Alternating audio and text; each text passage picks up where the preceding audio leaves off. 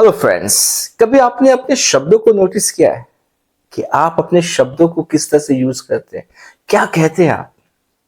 यदि आपने इस बात पे ध्यान देना शुरू कर दिया कि आपके शब्द आपकी प्रोग्रामिंग में, जी हाँ, आपके माइंड की प्रोग्रामिंग में एक बहुत इंपॉर्टेंट रोल प्ले करती है। आपके सबकॉन्शियस माइंड में, आपके अनकॉन्शियस माइंड में कुछ ऐसे मैसेजेस भेजते हैं जो आपकी लाइफ को बहुत अच्छा बना सकती है और इसका ऑपोजिट बहुत ही खराब कर सकती है। तो ऐसा एक एक्सपीरियंस है मेरे क्लाइंट के साथ जो एक सेशन के दौरान हुआ है, उसको मैं आपके साथ शेयर करना चाहता हूं, जो आपके लिए बहुत ही ज्यादा हेल्पफुल होने वाली है। नमस्ते, मेरा नाम अनिल चौधरी है, मैं एक माइंड प्रोग्रामर और एनएलपी कोच हूं। इस वीडियो में जो आपके साथ मैं शेयर करने वाला हूं, उसके पीछे का रीजन यही है, पर्पस यही है कि आप अपने वर्ड्स को, अपने शब्दों को, अपने सेंटेंस को, बेसिकली अपने लैंग्वेज को, जो आप जिस तरह से बातें करते हो दूसरों के साथ और अपने आप, इस पे आप ध्यान दे पाओ।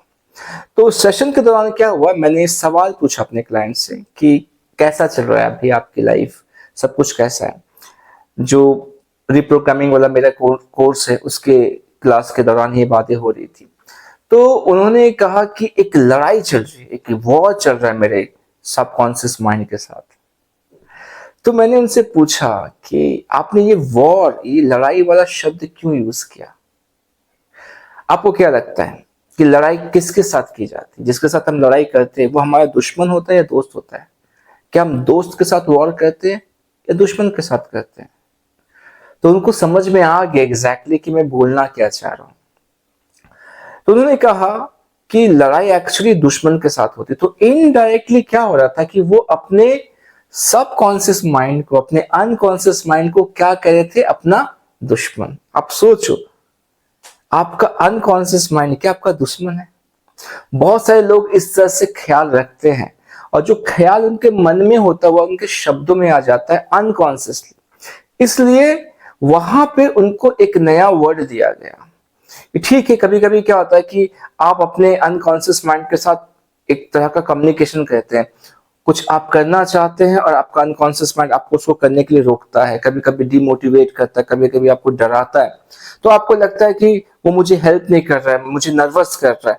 तो आप एक कॉन्वर्जेशन में आते हो और उस कॉन्वर्जेशन को आपको लगता है कि क्या है, एक लड़ाई है, मैं लड़ रहा हूं। वहां पे यदि हम उस वर्ड को चेंज कर देते हैं, अनबन। मान लीजिए जब हम अनबन कहते कि यार मेरी अनबन चल रही है, तो एक मिठास सा लग रहा है। लेकिन रिश्ते में जो होता है, जिसको आप प्यार कहते हो, उस प्यार में अनबन होती है, युद्ध नहीं होता है। सही बात है। तो जब आप ये वर्ड यूज करते कि मेरा अनकॉन्शियस माइंड के साथ थोड़ा सा अनबन चल रहा है, बातें चल रही है, ठीक हो जाएगा।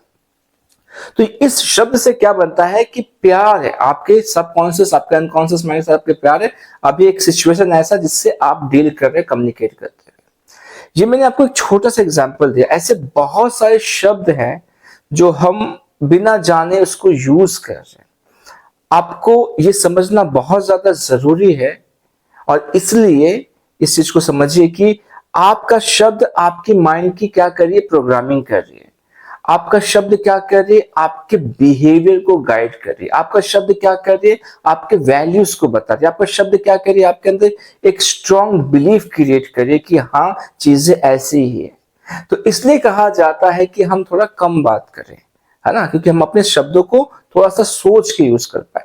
पर लोग क्या कहते हैं कि वो दूसरों के साथ तो कम बातें करते, पर जब वो अपने साथ बातचीत में आते हैं ना, तो उनका कॉन्वर्जेशन बहुत हाई हो जाता है और उसमें बहुत सारे शब्द यूज करते हैं। तो आने वाले कुछ वीडियोस में मैं आपके साथ शेयर करूंगा कि एग्जैक्टली आप अपने आप से कैसे कम्युनिकेट करोगे और किस तरह का सवाल जवाब आपको करना चाहिए, किस तरह के वर्ड्स आपको यूज करने चाहिए, जिससे कि आप एक हेल्दी, जी हाँ, एक हेल्दी रिलेशनशिप क्रिएट कर पाओ आपके अनकॉन्शियस, आपके सबकॉन्शियस माइंड के साथ। राइट? सो आई बिलीव कि आपने आज कुछ सीखा है, बहुत ही हेल्पफुल। तो इसी तरह से सीखते जाइए, प्रैक्टिस करते जाइए, अपनी लाइफ को बेहतर बनाते जाइए। जैसे मैंने